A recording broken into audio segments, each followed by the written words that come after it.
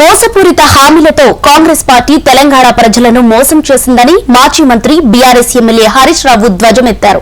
2 లక్షల రైతు రుణమాఫీ హామీ ఏమైందని నిలదీశారు. మెదక్ జిల్లా పాపన్నపేటలో బీఆర్ఎస్ కార్యకర్తల సమావేశంలో పాల్గొన్న హరీష్ రావు రైతులను ప్రభుత్వం గాలికి వదిలేసిందన్నారు. 100 రోజుల్లో హామీలు నెరవేరుస్తామని చెప్పి కాంగ్రెస్ మోసం చేసిందని, రాబోయే ఎన్నికల్లో ప్రజలు ఆ పార్టీకి తగిన బుద్ధి చెప్పాలని పిలుపునిచ్చారు. ఎవరికి ఓటేస్తే మేలు జరుగుతోందో ప్రజలు ఆలోచించాలన్నారు. గతంలో రైతు బంధు వేస్తామంటే కాంగ్రెస్ ఈసీకి ఫిర్యాదు చేసి ఆపింది.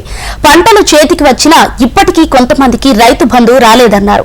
రైతు బంధు డబ్బులను ప్రభుత్వం కాంట్రాక్టర్లకు ఇచ్చిందని ఆయన ఆరోపించారు. రాజకీయాలకు బీజేపీ దేవుడిని వాడుకుంటోందని హరీష్ రావు మండిపడ్డారు. మరి రుణమాఫీ చేయని కాంగ్రెస్ కు బుద్ధి చెప్పాలా వద్దా? నేను మీతో ఏమంటున్నా, దయచేసి ఊళ్ళలో ఒకటే ముచ్చట, 2 లక్షల మాఫీ అయిన వాళ్ళు కాంగ్రెస్ కోటైంది, మాఫీ కాని వాళ్ళంతా కారు గుర్తు కోటైంది. పుల్లం వలసల మీద దృష్టి పెట్టింది. పక్క పార్టీలో జాయిన్ చేసుకున్నందుకు ఇళ్లలో తిరుగుతుండు. మొన్న కేసీఆర్ ఇంటికి పోయిండు, బాలనారాయణ ఇంటికి పోయిండు. మొత్తం రాజకీయ పార్టీల ఇళ్ల చుట్టూ తిరుగుతున్నాడు. ముఖ్యమంత్రి, నువ్వు వ్యవహారం చేస్తావా, రాజకీయాలు చేస్తావా? కాలంలో నానా తిప్పలు పెట్టింది. 100 రోజుల్లో ఇచ్చిన హామీలు అమలు చేయలే.